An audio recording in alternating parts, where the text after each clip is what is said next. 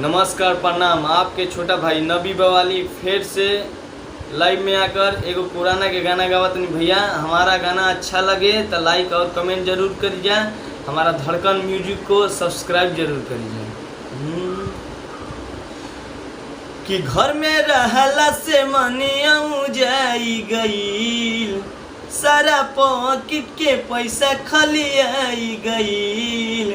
कि घर में रहला से मनिया जाई गईल, सारा पॉकेट के पैसा खाली आई गईल।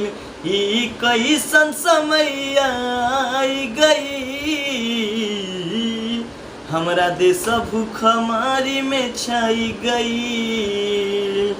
ई कैसन समय आई गईल, हमरा देश भूखमारी में छाई गईल। कि लॉकडाउन से रुकल सारा बाटे कारोबार हो, सब लोग जाइल चाहे गौआ यार हो। लॉकडाउन से रुकल सारा बाटे कारोबार हो,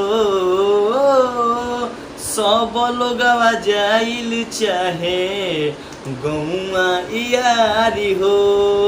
ई कैसन दिनवा देखाई गईल, सब देश कल गयऊ जाई गईल।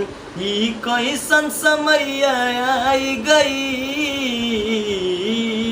हमरा देश भूखमारी में छाई गईल।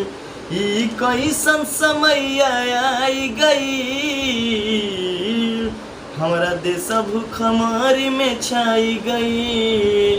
नमस्कार प्रणाम भैया।